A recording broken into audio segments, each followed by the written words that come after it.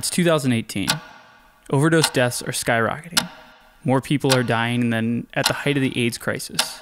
And every 15 minutes, a mother gives birth to a baby born addicted to opioids.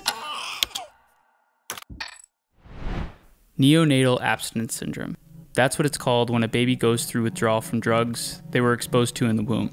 Babies can experience seizures, breathing problems, fevers, and have difficulty eating and gaining weight. We've had to take care of more babies with these symptoms, but I think that goes for all the hospitals in the Baltimore area, and I think we're a part of this Maryland collaborative where we're all working together to kind of come up with more protocols so that everybody's not treating these babies differently. So there's actually a scoring system called the Finnegan scale, maybe you've heard of it.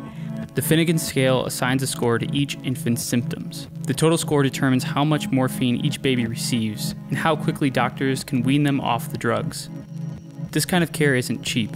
The average hospital cost for a newborn with NAS is over $66,000, compared to $3,500 for infants who haven't been exposed to drugs. And newborns with NAS stay in the hospital for almost 17 days, compared to just 2 for infants born without. For those with an addiction, from young adults to future mothers, opioids are more accessible than ever. A bag of heroin is cheaper than a pack of cigarettes now. In Maryland, drug-related deaths increased for the 7th straight year in 2017, reaching an all-time high. We had 761 people die from overdose in our city of 620,000 people. When addiction was something that seemed to affect poor people of color in inner cities, that it was seen as a moral failing, a choice. And therefore, if you made a bad choice and you end up incarcerated or dead, it's your fault. Unless we address these deep-rooted issues, we're not going to really make progress in treating addiction as the disease that we know it to be.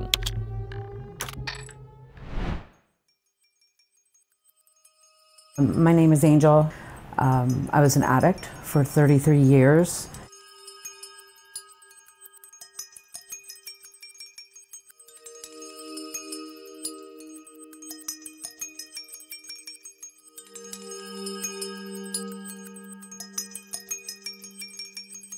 I think it's important to talk about stigma when it comes to heroin. I can't tell you how many times people have come up to me and say, I can't picture you doing heroin. I mean, people from everywhere can be a heroin addict, and it just does not discriminate. I don't think the community understands that we do recover, that we do get better.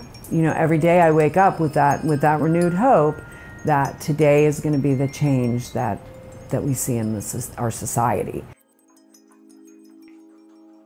The numbers are getting worse still. Overdose deaths are at a record high, and life expectancy across the US has decreased because of the crisis. But there is a growing awareness of the epidemic, and many people in recovery and advocates on the front lines are urging a shift in the social stigma against the disease. Their hope to turn the tide on intervention and treatment.